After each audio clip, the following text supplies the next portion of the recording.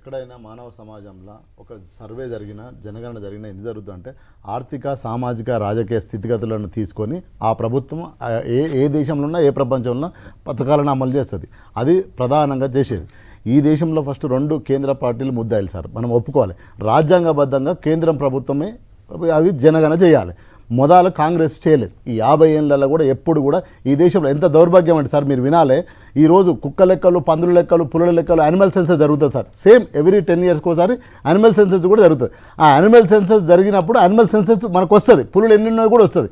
కానీ ఈరోజు ఈ దేశంలో ఉన్న బడుగు వర్గాలు, దళితులు కాకుండా, ఎస్టీలు కాకుండా మిగతా బీసీలు ఏవైతే ఉన్నాయో ఎవరి లెక్క కూడా ఇప్పటివరకు చెప్పలేదు సార్ కాంగ్రెస్ పార్టీ. అదేవిధంగా బీజేపీ పార్టీ కూడా ఇంతకుముందు ఏదైతే చర్చ జరిగిందో ఇప్పుడు డైవర్షన్ చేయడానికి ఒక పొలిటికల్ గేమ్లో భాగంగా ఇది చేస్తా అంటున్నారు తప్ప చేయలేకపోతారు. దీనికి ఎగ్జాంపుల్ ఎందుకు చెప్తున్నాడు సార్, ఈరోజు మిత్రుడు బాగా చెప్తున్నారు సార్, కులగణన చేసిన మీ రాష్ట్రంలో సార్ టేబుల్ చేశారు సార్. ఇప్పుడు చెప్పిర్రా సార్ ఈ రాష్ట్రంలో కుమ్మరోళ్ళు ఎంత, కమ్మరోళ్ళు ఎంత, మంగళోళ్ళు ఎంత చెప్పిరా సార్? ఇప్పటివరకు బిల్ పాస్ చేసారు, మేము పట్టుబట్టినాం, పోయింది. ఓకే, అది మన చేతిలో లేదు. చాలా రాష్ట్ర ప్రభుత్వాలు చేసినాయి సార్, ఎప్పుడు కూడా నిలబడలేదు. ఎందుకు నిలబడలేదు సార్? ఎందుకు నిలబడలే అంటే ఒక నిమిషం, రాజ్యాంగబద్ధంగా కేంద్ర ప్రభుత్వమే చేయాలి. అది ఎవరు చేసినా నడవదు అనేది సత్యం. ఎవరు సరే చేసి పంపినాం, సంతోషం. పంపినాక ఇప్పటి వరకు ఈ రాష్ట్రంలో టేబుల్ డిస్కషన్ చేసిందా సార్? నేను ఏమంటున్నా, కుమ్మరోళ్ళు ఎంత, కమ్మరోళ్ళు ఎంత, ఎవరెంత అనేది ఈ రోజు కూడా మీ దగ్గర ఉంటే చెప్పండి, మిత్రుడు ఉంటే ఇవ్వమని మనం ప్రింట్అవుట్ తీసుకుందాం. ఒకటి. రెండో విషయం, ఈ 2 పార్టీలు కూడా ఈ దేశంలో ఎప్పుడో చేయవలసింది ఎందుకు చేయలేదు సార్? ఇది ప్రాథమిక ప్రశ్న సార్. ఇది ఎవరైనా కూడా ఎందుకు చేయలేదు సార్?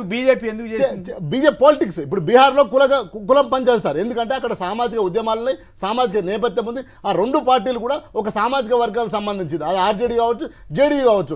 అక్కడ నితీష్ కుమార్ పట్టుబడితే ఈరోజు వీళ్ళు ఈ స్టేట్మెంట్ ఇచ్చారు. ఎందుకంటే అక్కడ లాలూ ప్రసాద్ యాదవ్ మొదటి నుంచి క్యాస్ట్ సెన్సర్ మీద, రిజర్వేషన్ మీద పోరాటం చేస్తుండే కాబట్టి ఆ ప్రమాదంలో మేము పడతామని నితీష్ కుమార్ ఒత్తిడి మీద ఈరోజు వీళ్ళు ఈ ప్రకటన చేశారు. కానీ రేపు చేసి లెక్కలు చెప్పగలుగుతారా సార్?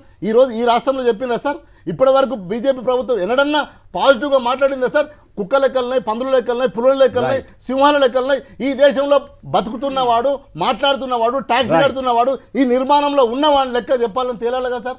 ఎందుకు తేలాలి సార్? రాజకీయం పక్కన పెట్టండి సార్.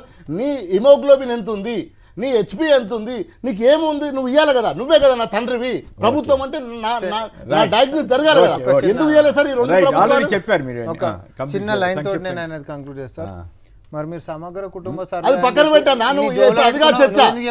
వాళ్ళు చేశారు కరెక్టే, మంచి సమగ్ర కుటుంబ సర్వే అని చెప్పి మీరు కదా రేవంత్ రెడ్డి గారు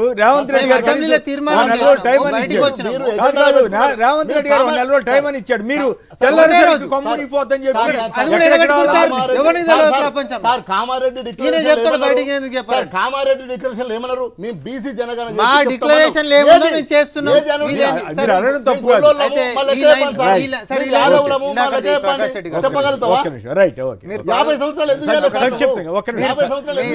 దీంతో పాటు మీరు పహల్గాం అని చెప్పి ఇందాక అన్నారు కాబట్టి నేను అంటాను సార్, బీజేపీ విధానంలోనే ఈద్ కా జవాబ్ పత్తర్ సే దేంగే అని ఉంటుంది. మేము కాంగ్రెస్ పార్టీ నుంచి కూడా పాకిస్తాన్ వాడు ఈడ్ తోటి కొడితే మనము పత్తర్సేనై మిజైల్సే దేంగే, మన అందరం కలిసి చేద్దాము, ఈ దేశం కలిసికట్టుగా ఉందాము, మన సంగతి ఏందో చూద్దామని చెప్పి మనం వెంట నిలబడ్డాం. దేశం మొత్తం పార్టీ జెండాలు పక్కకు పడేసి నిలబడేశారు.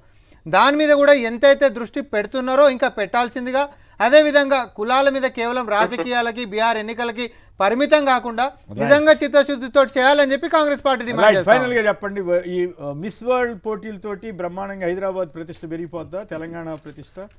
ప్రపంచంలో ఉంటున్నటువంటి అన్ని న్యూస్ పేపర్లల్లో, అన్ని ఛానళ్ళల్లో, ఇన్ఫ్లుయెన్షియల్ మీడియంస్ ఏవైతే ఉంటాయో అన్నిట్లల్లో కూడా తెలంగాణ యొక్క గౌరవాన్ని, ప్రతిష్టని పెంచేటటువంటి ఒక వేదికని మనం ఈరోజు ఏంది అని అంటే కాదు, కేటీఆర్ గారు ఈ ఫార్ములా రేస్ తీసుకొస్తే చాలా ఘోరం జరిగిపోయిందని ప్రచారం చేశారు. ఫార్ములా ఈ వచ్చినందుకు మనం ఇబ్బంది అనలే, మన జోలకేంచి పైసలు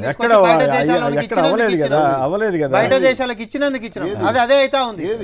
ఏది నీకు చెప్పిస్తాను, అవే దాని మీద ఉన్నాయి కదా, కేసీ అయింది దాని మీద కదా, ఈడీ వచ్చింది దాని మీదే కదా.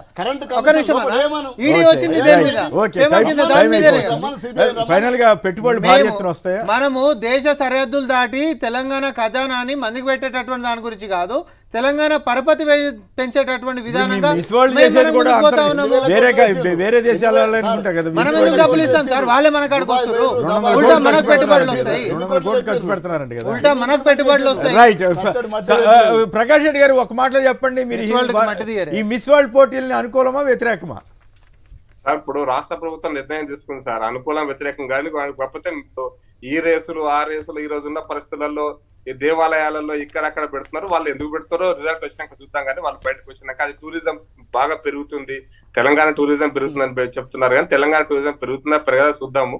దాన్ని ఇంకా ఏ రకమైన అశ్లీలంగా ఉంటే తప్పకుండా తప్పు పడతాం సార్, అంతే. అశ్లీలంగా ఉంటే తప్పకుండా తప్పు. అశ్లీలం గురించి చెప్పట్లేదు, అట్లా ఉంటారని నేను చెప్పట్లేదు కదా. అట్లా మిస్ వరల్డ్ పేజెంట్ దానికి సంబంధించినటువంటి వాళ్ళది ఎట్లుంటుందో దాని ప్రకారం అట్లా నడుస్తుంది. At the same time keeping the interest of Telangana people in mind. Right.